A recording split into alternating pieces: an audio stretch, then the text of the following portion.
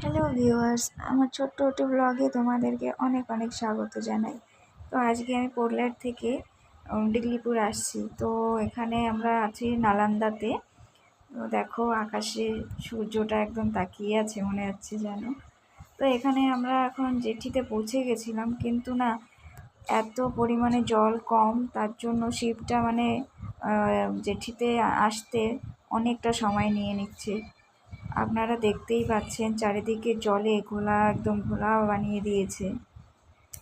অনেক সময় ধরে চেষ্টা করছে কোনোভাবে বোটটা যেন বেরানো যায়।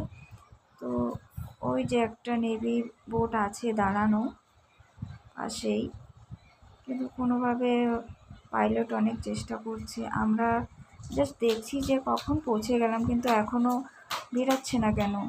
তো বাইরে এসে দেখতে পেলাম যে চারিদিক জল একদম ঘোলা বানিয়ে দিয়েছে, কিন্তু কোনোভাবে এরা মানে শিপটাকে ভিড়াতে পারছে না।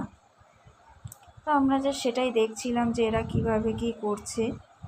দৃশ্যটা দেখুন, অনেক সুন্দর। সকালবেলা, তখন আমার সকাল বাজে 7টা বাজে, তখন আমরা পৌঁছে গেছি।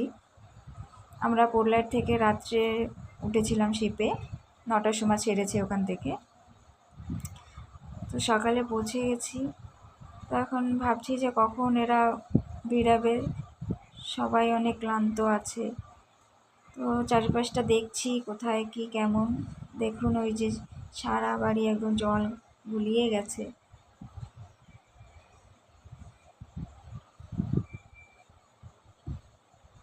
প্রচুর অসুবিধা এই বড় শিপ ডিগলিপুরে, শুধু এই কারণেই দিতে চায় না যে এরা এই জল এখানে এত পরিমাণে কম থাকে যে বোট শিপটাকে ভিড়াতে পারে না।